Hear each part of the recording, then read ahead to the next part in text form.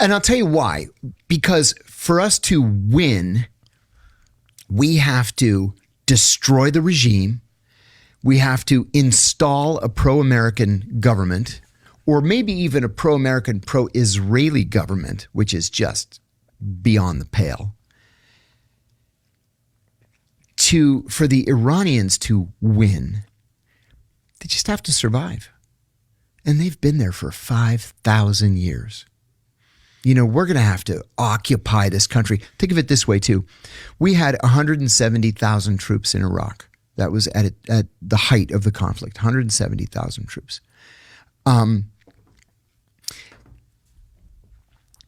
Iran is 3.8 times the size of Iraq, with more forbidding terrain. Iran is the size of the whole of Western Europe. Well, we only have but 50,000 troops in the region and 2 carrier attack groups. We can't occupy Iran and overthrow its government. Where things to me were especially egregious, and I can go on about this for some time, was that Netanyahu convinced the president that as soon as we fire that first rocket, the whole place is going to come down like a house of cards. And I guarantee to you, I base my reputation on it, no CIA analyst or State Department analyst or Defense Department analyst bought into that. Anybody who knows anything at all, the most basic, rudimentary information on Iran would tell you that they're not going to see us as liberators. They're going to see us as invaders and occupiers. And not just that, but the Israelis. The Iranians believe that the Israeli government came out of the fires of hell. They're not going to welcome them as liberators. And I don't care what these Iranian Americans in Beverly Hills say, because they're not mainstream Iranians with their Shah flags. You mean Patrick Bet David? You know, I like Patrick. He's a nice guy, but he's wrong on this issue. Yeah. He's just wrong. Isn't it true that a lot of the Iranian population like Israel?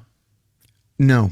It's not true? It's true that a lot of the Iranian Jewish population likes Israel. And they're very vocal.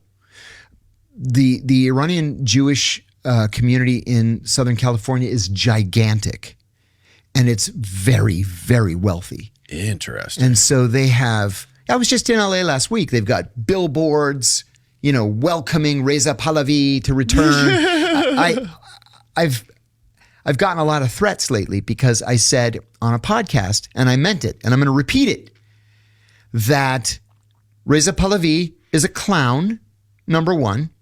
He doesn't want to go back to Iran. He said so to Patrick Bet David. He's like, I've been here since 1979. My kids are Americans. I have my life. It's in McLean, Virginia. He doesn't want to go back. Third, his wife is cheating on him with her French personal trainer. And everybody knows about it. And it's in the pictures of them together in the French media all the time. So no, these religious people in Iran are not going to welcome him. And I said, if he were to return to Iran, he wouldn't survive the walk from the plane to the terminal, let alone to come and, you know, here I am, the Shahanshah, to liberate my people. Why wouldn't he survive? Because they hate him.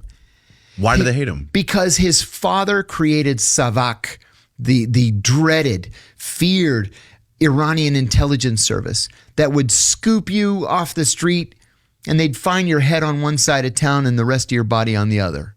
Whoa.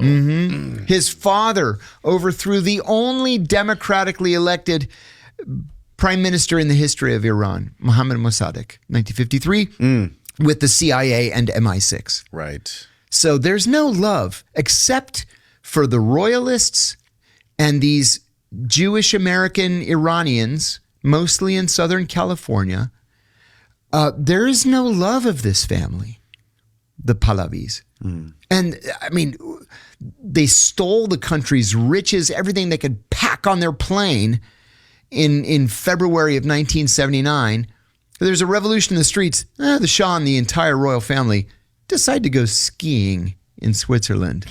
And then they never went back because they took all their, gold bars and their gems and jewels and Picassos and loaded it all on the plane. Mm-hmm. And what, now after 50 years? Right.